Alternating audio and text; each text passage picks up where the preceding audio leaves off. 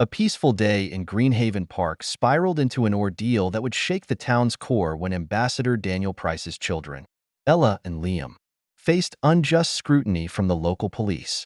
What began as a carefree outing transformed into a catalyst for change, as Daniel stepped forward to challenge the biases that had long plagued the community. With a father's unyielding determination to protect his children, could Greenhaven be forced to confront its flaws? Or would the town's deeply rooted prejudices prove too powerful to overcome? The afternoon sun bathed Greenhaven Park in a warm glow as Ella and Liam pedaled along the winding paths, their laughter echoing through the air. Ella's blonde curls bounced as she taunted her younger brother with a grin, daring him to catch up. Liam, determined to close the gap, pedaled harder, his face a mix of concentration and joy. The park, with its flower beds, shaded trails, and towering oak trees, was their favorite place, a haven of innocence where their biggest worry was who would win their bike race. As they rounded a bend near the old playground, Ella slowed her bike to catch her breath. She spotted a police patrol car idling along the park's path. Unusual but not alarming, she thought. The officers seemed to be observing the park without any particular interest. Ella pulled up near a picnic table, waiting for Liam to catch up. But as Liam arrived, the car suddenly came to a stop. The low growl of the engine was the only sound breaking the park's tranquility before two officers stepped out. Officer Mills, a tall, broad-shouldered man with a stern expression, approached them briskly. Behind him, Officer Carter, a woman with a neutral demeanor, hung back, her eyes scanning the area. Mills' gaze landed on the two children, and his voice cut through the air with sharp authority. "Hey, you two, stop right there." Ella and Liam froze, confusion replacing their carefree expressions. They hadn't done anything wrong. They were just riding their bikes. Liam tightened his grip on his handlebars, his small frame tense with uncertainty. "Is something wrong?" Ella asked, her voice trembling as Mills closed the distance between them. Mills crossed his arms and glared at them. "What are you doing out here?" His eyes flicked to Ella's backpack, which hung loosely over her shoulder. Without waiting for a response, he reached out and grabbed it.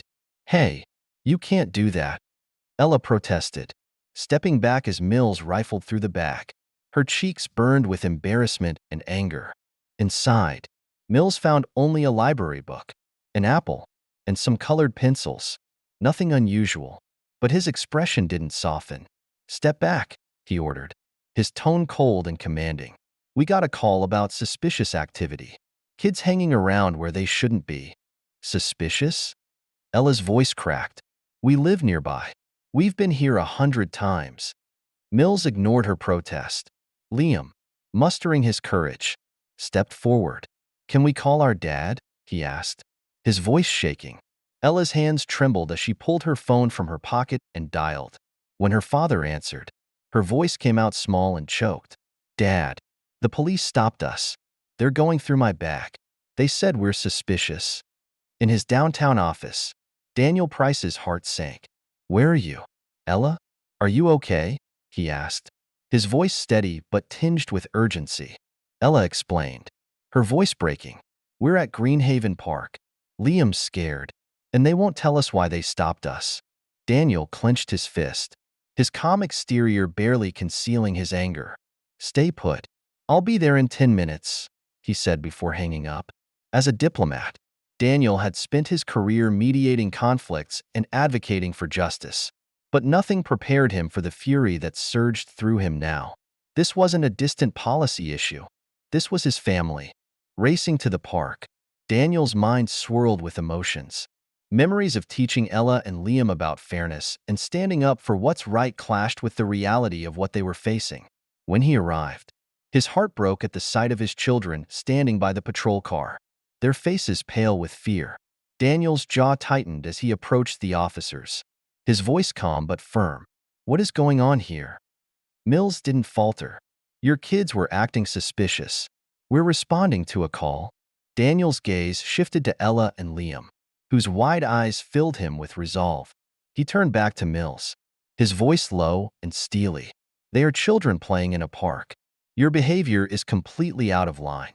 Before the situation could escalate further, Sergeant Harris arrived, a middle-aged officer with a calm but no-nonsense demeanor. Harris attempted to mediate. "Let's discuss this at the station," he suggested. Daniel's eyes never left Mills. "Fine," he said coldly, "but understand this. My children will never be treated this way again." At the station, Daniel's unwavering stance continued.